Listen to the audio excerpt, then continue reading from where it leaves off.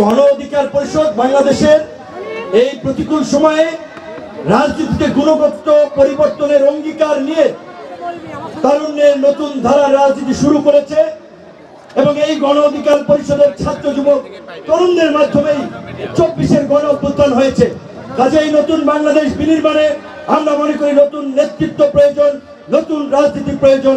সেই রাজনৈতিক অঙ্গীকার বাস্তবায়ন করার জন্য গণ অধিকার পরিষদ সারা দেশে 300 আসনে প্রার্থী দেওয়া নিয়ে কাজ করছে। অভ্যুত্থানের মাধ্যমে আজকের এই পরিবর্তন এনেছে। আগামীতে যদি জাতীয় প্রয়োজনে কোন রাজনৈতিক দলের সাথে জোট করতে হয় দেশের বৃহত্তর স্বার্থে, বাংলাদেশের ভবিষ্যতের জন্য, আমরা সেটি বিবেচনা করব। সেটি তফসিল ঘোষণা হলেই কেবলমাত্র সেই বিষয়ে আমরা সিদ্ধান্ত নিতে পারবো। পুলিশ বাহিনীর কাছ থেকে আমরা আশা করি না। আমরা এদেশের শিক্ষক সমাজকে বলতে চাই, আমরা আপনাদের পাশে আছি।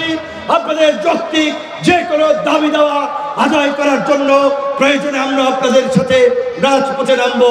পরিশেষে এই গাইবান্ধার সাদুল্যপুর এবং পলাশবাড়ির জনগণের প্রতি আমি একটি আকুল আবেদন জানিয়ে আমরা বলতে চাই, যেটি আমাদের একজন পূর্বের বক্তা বলেছিল, আমরা যদি আগামী নির্বাচনে কারোর সাথে জোট করি, এই গাইবান্ধা 3-এ চাক মার্কার প্রতীক সুরুজ্জামান ভাই আছেন, তিনি থাকবেন। আপনাদেরকে সাক্ষী রেখে এই ট্রাক মার্কা তার হাতে তুলে দিচ্ছি।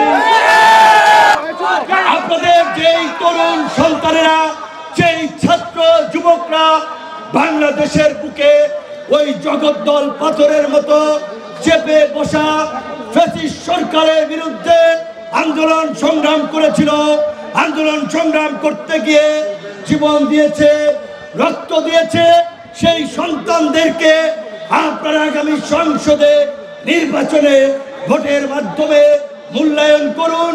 তারাই পারবে একমাত্র আপনাদের স্বপ্নের নতুন বাংলাদেশ বিনির্মাণ করার জন্য। বন্ধ চালু সুগার মিল বন্ধ ছিল। আজকে আপনাদের সাথে বলতে হয়, এই দেশের রাজনীতিবিদরা ভারতকে সুযোগ করে দেওয়ার জন্য বাংলাদেশকে অর্থনৈতিকভাবে পিছিয়ে দিতে, বাংলাদেশের নিজস্ব কাঁচামালে শিল্প কারখানাগুলো যে পরিচালিত হয়, চিনি এবং পাটকলগুলো দেশের অধিকাংশ জায়গায় বন্ধ হয়ে গেছে। এই রংপুর সহ দিনাজপুর সহ সমস্ত বাংলাদেশের বন্ধ এই চিনি কলগুলো চালু করতে হবে, পাটকলগুলো চালু করতে হবে। কেন আমরা অন্যের উপরে চিনির জন্য আমরা ডিপেন্ডেবল হব? শুধুমাত্র রাজনৈতিক নেতৃবৃন্দের দূরদর্শিতা না থাকার ফলেই তারা এটা করেছে। সর্বশেষ আরো দু একটি কথা বলতে চাই, সময় সংক্ষিপ্ত। তারপরেও আজকে আপনার আমার সন্তানদেরকে যারা বিশ্ববিদ্যালয়ে পাঠায়, স্কুলে পড়াশোনা করায়, আমরা আজকের এই প্রোগ্রামটি করছি একটি স্কুল মাঠে। গতকালকে ঢাকার কেন্দ্রীয় শহীদ মিনারে দেখেছি শিক্ষকদের উপরে যে পৈশাচিক বর্বরতা চালানো হয়েছে, যে হামলা চালানো হয়েছে, এটি অমানবিক। আমরা এর তীব্র নিন্দা এবং প্রতিবাদ জানাই এবং আমরা একাধিকবার বলেছি, আজকে একটা দেশকে এগিয়ে নিতে হলে সেই দেশের শিক্ষাকে গুরুত্ব দিয়ে এগিয়ে যেতে হয়, স্বাস্থ্য ব্যবস্থাকে গুরুত্ব দিয়ে এগিয়ে যেতে হয়। অথচ আমাদের দেশে এই স্বাস্থ্য এবং শিক্ষাই সবচেয়ে বেশি অবহেলিত। কৃষি বিশ্ববিদ্যালয় করা এখানকার মানুষের দীর্ঘদিনের আকাঙ্ক্ষা।